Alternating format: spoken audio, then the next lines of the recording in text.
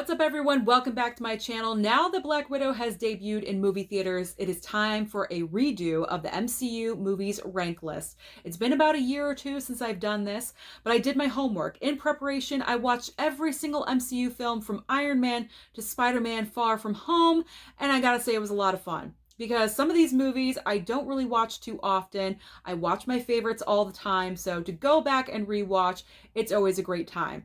And I actually did this with my mom. It was a bonding experience. She watched every single movie with me, and I'm proud to say that she's now a Marvel geek. And this is just my own personal opinion. I'm sure yours is going to differ from mine. There is no right list, so let me know down below in the comments your personal MCU movie rank, and where does Black Widow fall? How did you enjoy that movie? I'm very curious to know all of your opinions, but let's get started with the very bottom.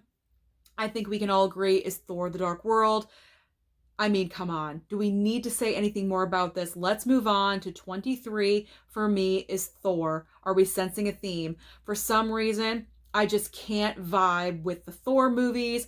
They're dark, they're dreary, they're not funny to me. Marvel's known for their little bit of comedy in their movies.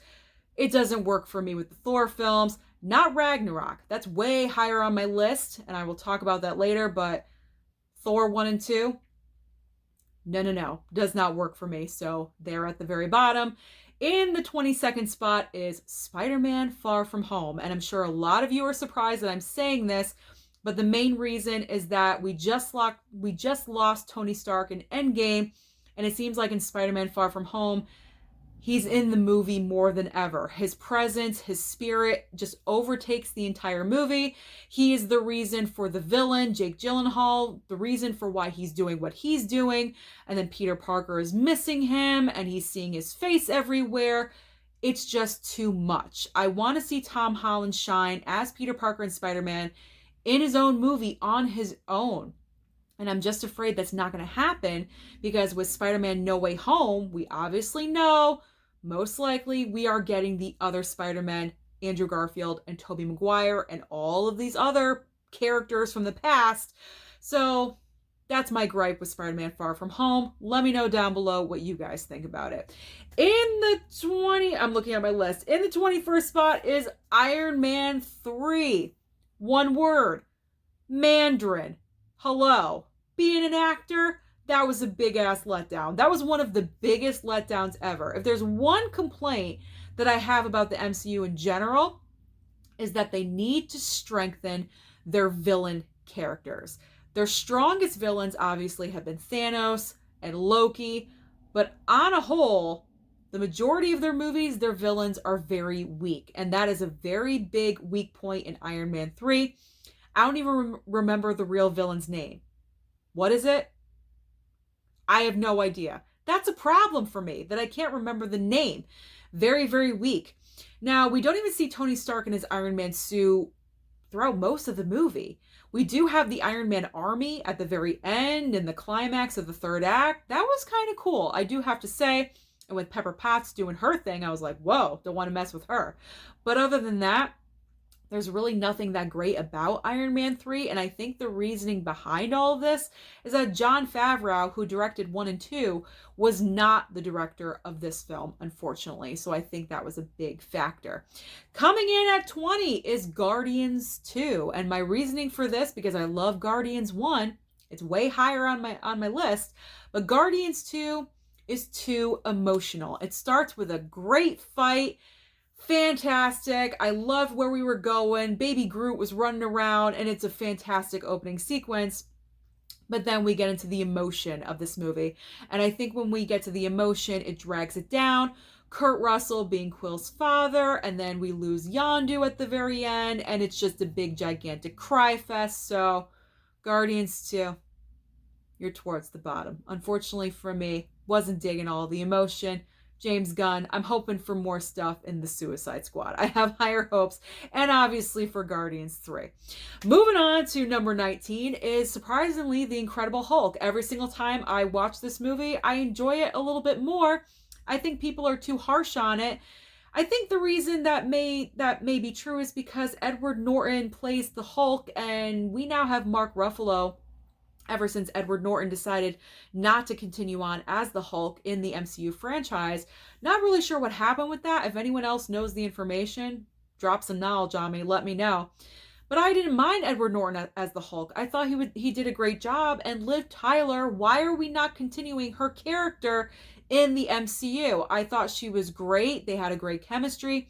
I could see that chemistry possibly with Mark Ruffalo. I think they're missing out on an opportunity with that character. It's been a lot of time now, so I don't think bringing her in now would make that much sense. So that's an unfortunate loss. Coming in at number 18 is Iron Man 2.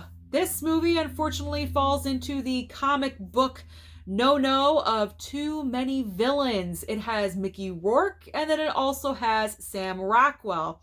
Now, I would have preferred for them just to focus on Mickey Rourke's villain character. It makes sense. The backstory with Tony Stark and his father, I can understand that.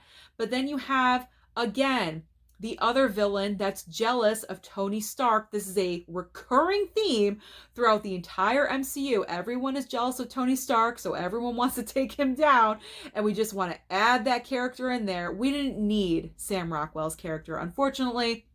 I can understand why they put them together, but it wasn't needed. Now, I didn't hate everything about this movie. Obviously, this was ScarJo's first appearance as Black Widow. And then we also had that great racetrack fight scene. I did enjoy that. But other than that, it's lower.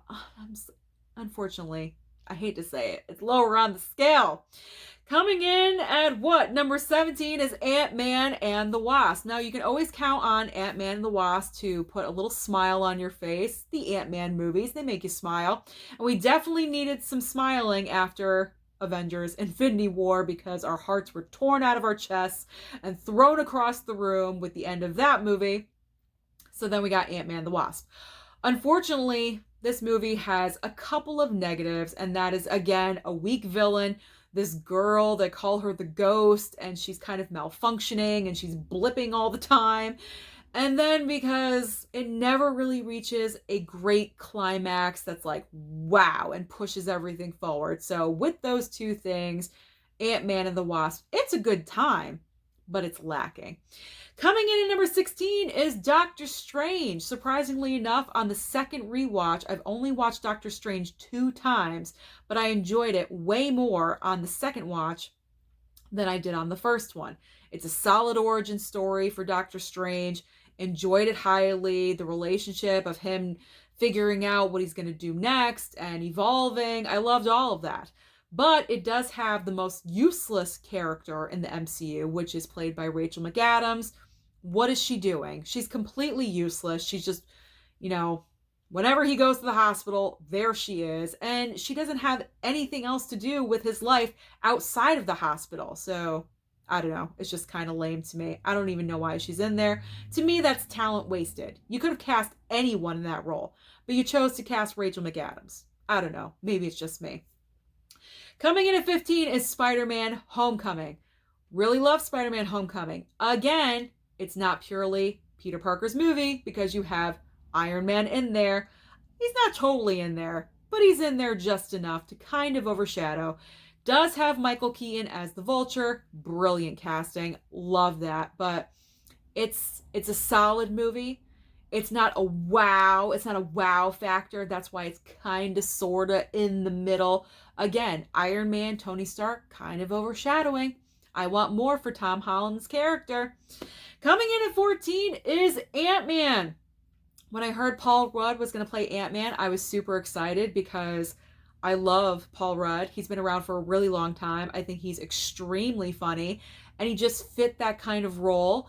Ant-Man is just a good time. It's not super serious. I don't super love it, but I don't super hate it. It's right in the middle. It's a solid beginning origin story, I guess. And it's great to have Michael Douglas in there, and that's pretty much it. Like, it's one of those movies in the MCU, you watch it, but then 2 days later, you kind of forget about it. Like, what was the plot line? Oh, yeah, and you have to look it up. You have to, like, Wikipedia it or something. But it's not a bad movie, but it's not the best movie on the list. 13 is Captain Marvel. Shocking, I know, but I like Brie Larson as Captain Marvel. I'm gonna say it. I support her as Captain Marvel. I think she's great casting for it. The MCU is known for their casting choices. Now, before Captain Marvel opened, she kind of opened up her big mouth, Brie Larson. She said some things that not a lot of people enjoyed, and I think that hurt her more than helping her as the character, people accepting her. But I can look beyond that and see Captain Marvel as a movie. It's a great, solid origin story. It does have some issues here and there, but it entertains me a lot more than the other movies down below. Coming in at number 12 is Avengers Age of Ultron. Higher on my list than it was before, and I think this is due to watching WandaVision. Because I watched WandaVision, I knew more about Wanda and her backstory with what happened and her feelings and seeing Vision for the first time, like all of that incorporated. And I think watching WandaVision just enhanced Age of Ultron to another level. And my mom even agreed with me. We both talked about it afterwards, and we just appreciated Age of Ultron even more. So the Disney Plus shows are actually very important because they can actually enhance your movie experiences. Coming in at number 11, just out of the top 10, is Black Widow.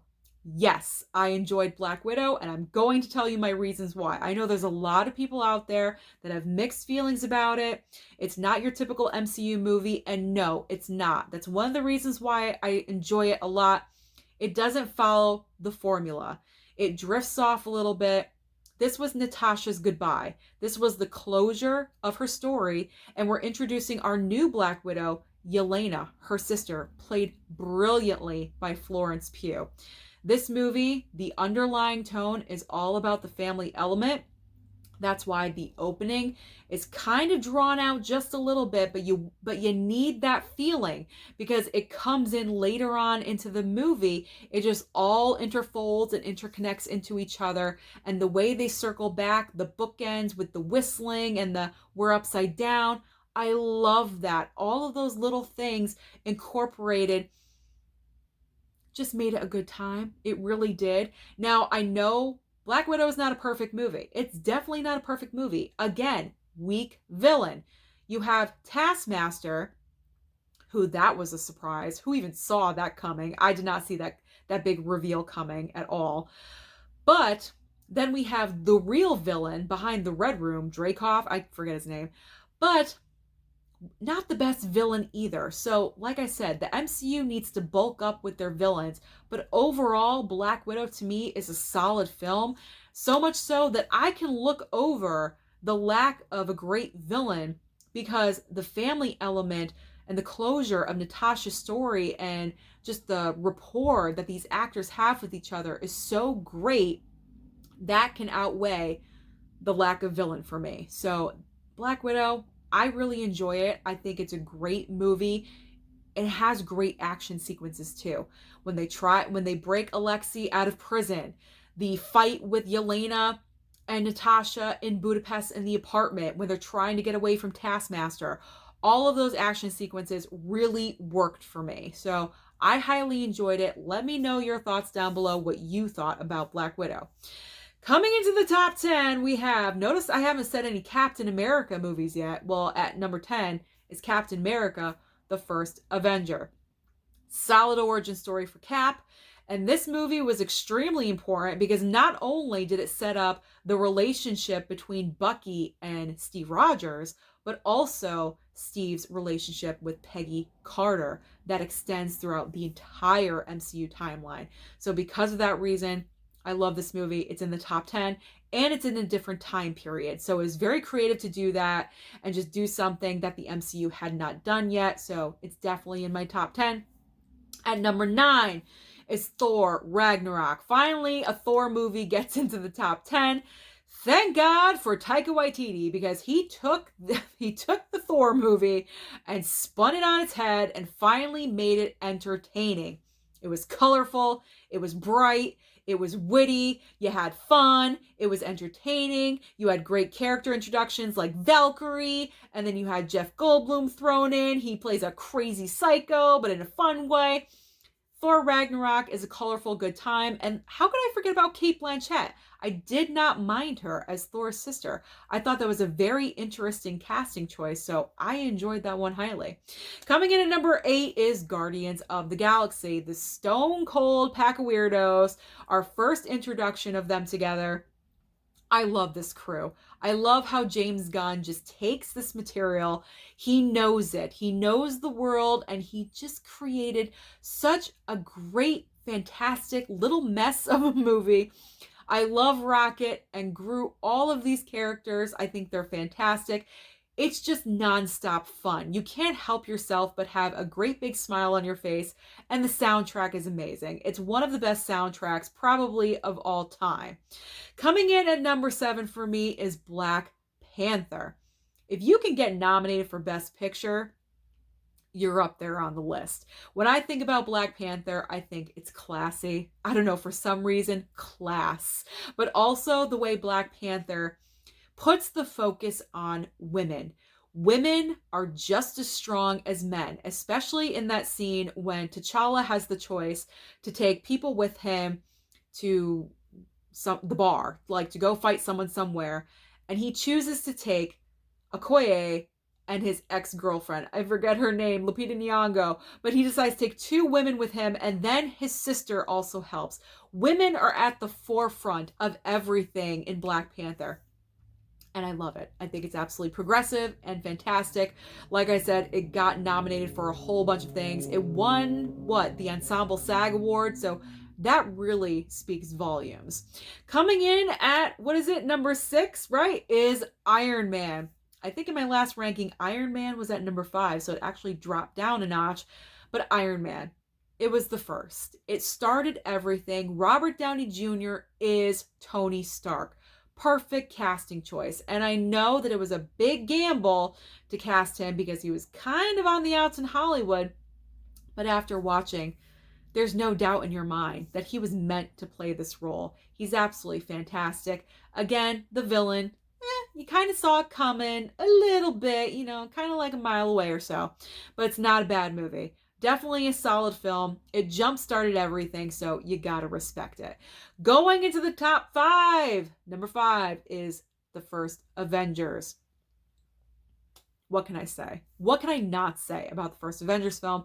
I can say I wish I was a big Marvel fan back in 2012 when that movie came out in theaters, because I regret not seeing that movie in theaters. The iconic circle of all 6 Avengers, the camera going around, I love that moment. I think it is wonderful. The battle with New York, Loki is a solid villain. There we go, Marvel. Now we know what we're doing. So definitely Avengers is in the top 5.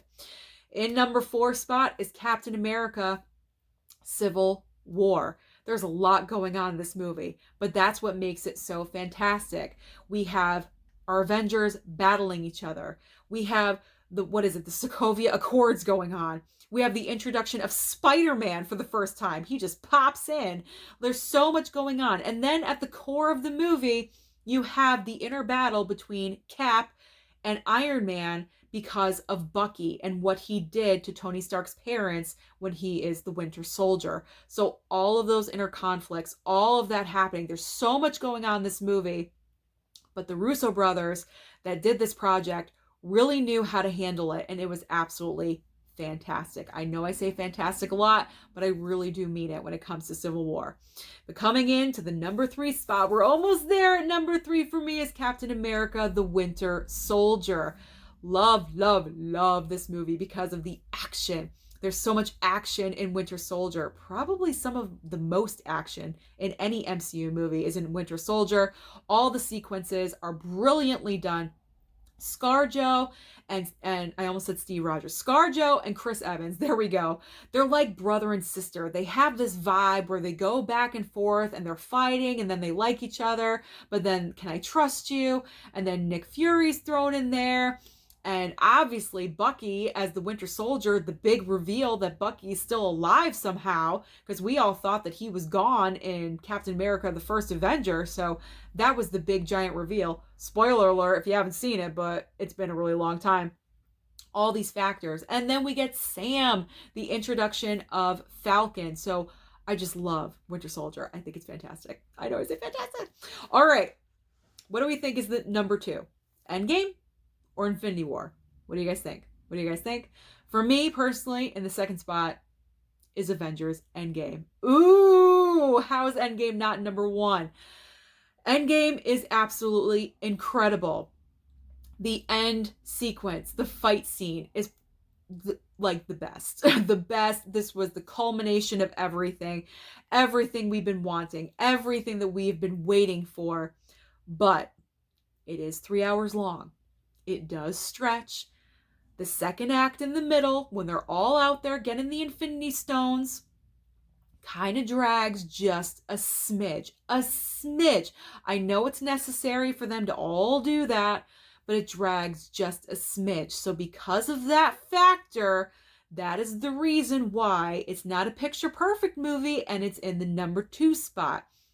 So if you've done your calculations right, you obviously know that Avengers Infinity War is my number 1 favorite Marvel movie of all time so far, because to me, Infinity War is the perfect MCU movie. It has everything that we're looking for. You have a strong villain in Thanos. You have great performances from everyone. The circumstances are immediate. Like, need to react right now. You have all of these characters that have never interacted before.